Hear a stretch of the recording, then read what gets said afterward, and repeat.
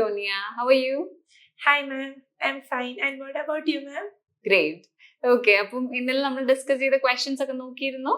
ഞാൻ ജസ്റ്റ് ഒന്ന് നോക്കിയിട്ടുണ്ടായിരുന്നു. ഓക്കെ. ഇന്ന് എന്തെങ്കിലും ഡൗട്ട് ഉണ്ടോ? ഡൗട്ട് എന്ന് പറയുമ്പം ഇപ്പം നമ്മളിപ്പോ ഇന്റർവ്യൂവിനൊക്കെ ആദ്യം തന്നെ അവര് ചോദിക്കൂലേ, ഇപ്പം എന്താണ്, എന്തുകൊണ്ട് നമ്മളെ ആ കമ്പനിയിലേക്ക് എടുക്കണം, അപ്പം അതിന്റെ ഒക്കെ ഒരു ആൻസേഴ്സ് ആയിട്ട് നമ്മൾ എങ്ങനെയാ പറയുക? ഓക്കെ, ഞാൻ പറഞ്ഞുതരാം. Why should I hire you? ആ ക്വസ്റ്റ്യൻ ആണ് ടോണിയെ ഇപ്പൊ ചോദിച്ചത്. അതെ. അപ്പം അതില് നമുക്ക് ക്രാക്ക് ചെയ്യാൻ വേണ്ടി ഒരു ടെക്നീക്ക് ഉണ്ട്. അതിന്റെ ആ ഒരു ഓർഡർ എന്ന് പറഞ്ഞാല് PSR എന്ന് പറയും. അതായത് നമുക്ക് പറയാനുള്ള മെയിൻ പോയിന്റ് ആദ്യം പറയുക, അതിനെ സപ്പോർട്ട് ചെയ്യാൻ നമുക്ക് വേണ്ടത് എക്സാമ്പിൾ ആണ്, ഫൈനലി റിലേറ്റ് ചെയ്യാം. ഇങ്ങനെയാ. ഇതിപ്പോ ഞാൻ ഇങ്ങനെ പറഞ്ഞുകൊണ്ട് ക്ലിയർ ആയിട്ട് മനസ്സിലായി കാണത്തില്ല. പോയിന്റ് എന്ന് പറയുമ്പോൾ വേറൊന്നുമല്ല, നമ്മുടെ കീ സ്ട്രെങ്സ് ഇല്ലേ. സോ ഡോണിയുടെ കീ സ്ട്രെങ്ത് എന്താ? Like good communication skill, then ഒരു team management. Very nice, right. ഇപ്പൊ ഒരു അസിസ്റ്റന്റ് മാനേജർ പോസ്റ്റിലേക്കല്ലേ അപ്ലൈ ചെയ്യുന്നത്? അതെ. അപ്പൊ മാനേജ്മെന്റ് സ്കിൽസ് ആയിരിക്കും ഇവിടെ ബെറ്റർ ആയിട്ട് വരുന്നത്. ഓക്കെ, മാനേജ്മെന്റ് സ്കിൽസ് എന്നത് വേറെ സ്പെസിഫിക് ആയിട്ടുള്ള problem solving can be included. അതുപോലെ ഡിസിഷൻ മേക്കിംഗ് ഇൻക്ലൂഡ് ചെയ്യാം. തൽക്കാലം നമുക്ക് മാനേജ്മെന്റ് സ്കിൽ സ്റ്റിക്ക് ചെയ്യാം. ഓക്കെ, അതിനുശേഷം ഈ മാനേജ്മെന്റ് സ്കില്ല് നമുക്കുണ്ട് എന്ന് പറഞ്ഞിട്ട് പഴയ കമ്പനിയിലെ പ്രീവിയസ് ജോബ് റോളിൽ ഉണ്ടായിരുന്ന സമയത്ത് നമ്മൾ അത് എങ്ങനെ ഈ മാനേജ്മെന്റ് സ്കിൽ അവിടെ പ്രൂവ് ചെയ്തു എന്ന് പറയണം. അങ്ങനെ എന്തെങ്കിലും ഇൻസ്റ്റൻസ് ഉണ്ടോ? ഒന്ന് ഓർത്തെടുക്കാമോ? ഞാൻ നേരത്തെ ഉണ്ടായിരുന്ന കമ്പനിയിൽ ലൈക്ക് നമുക്കൊരു ക്രൂഷ്യൽ പോയിന്റ് ഉണ്ടായിരുന്നു, ഒരു ഡിസിഷൻ എടുക്കേണ്ട സമയം. അപ്പം ഒരു ടീമിനെ നമ്മൾ ബിൽഡ് ചെയ്തിട്ട് ഞങ്ങൾ അത് സോർട്ട് ഔട്ട് ചെയ്തു. അപ്പം you already proved yourself. So you build a team and manage the situation, right? Okay, അപ്പൊ അത് നമുക്ക് ഇവിടെ പറയാം. ഓക്കെ, അതിനുശേഷം പിന്നെ ഇവർക്കൊരു ഉറപ്പ് കൊടുക്കണമല്ലോ. Why should I hire you എന്നാണ് അവർ ചോദിച്ചിരിക്കുന്നത്, അല്ലെങ്കിൽ why should we hire you. അപ്പൊ അവർക്കൊരു ഉറപ്പ് കൊടുക്കണം, ഈ സെയിം വാല്യൂ തന്നെ നമുക്ക് ഇവിടെ ചെയ്യാൻ വേണ്ടി പറ്റും. ഓക്കെ, ഈ 3 പോയിന്റ്സ് ആണ് ആഡ് ചെയ്യേണ്ടത്. ഒരു സാമ്പിൾ ആൻസർ ആയിട്ട് പറയുവാണെന്നുണ്ടെങ്കിൽ I have strong management skills. Okay, അങ്ങനെ പറഞ്ഞു വെക്കാം.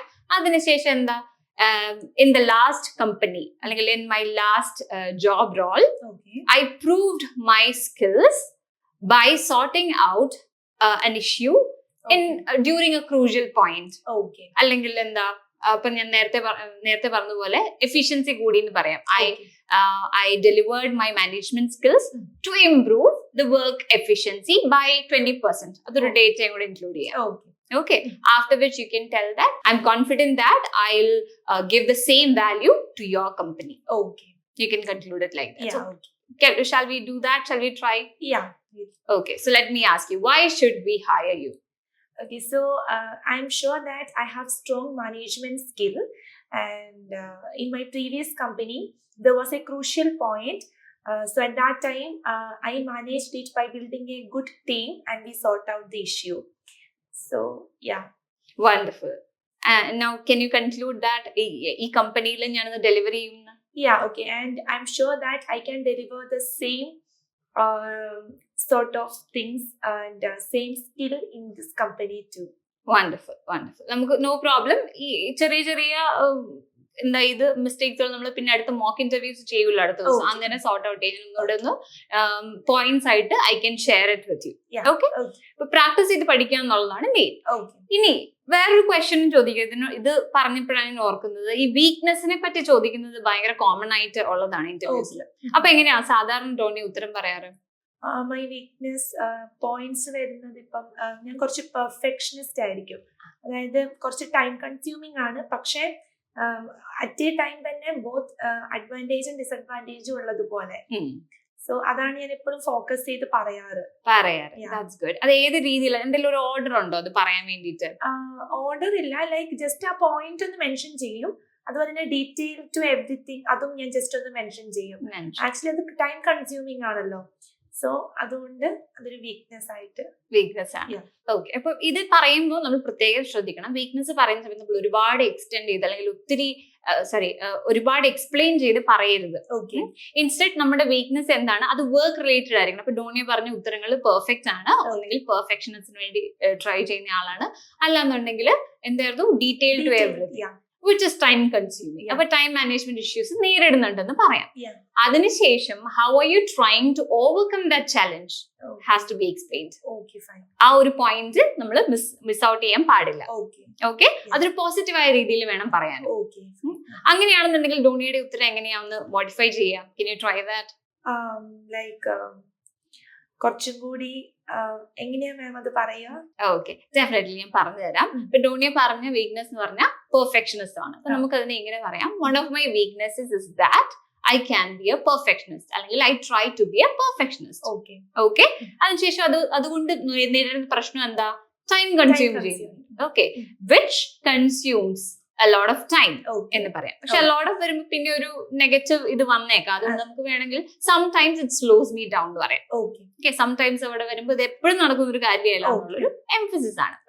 ഇനി ഇതിൽ നിന്ന് നമ്മൾ ഓവർകം ചെയ്യാൻ ശ്രമിക്കുന്നുണ്ടെന്ന് അവർക്ക് ഒരു ഉറപ്പ് കൊടുക്കണം. അപ്പൊ you can tell them that I am learning, how to overcome this. അല്ലെങ്കിൽ I am learning to work efficiently without taking much time or looking for every single detail. Without focusing every single detail. ആ രീതിയിൽ തന്നെ frame ചെയ്യാം. So ഈ points എല്ലാം വെച്ചിട്ട് ഒന്ന് answer ഒന്ന് പറഞ്ഞു നോക്കിക്കേ. So one of my weaknesses is that I am a perfectionist and it is of course time consuming.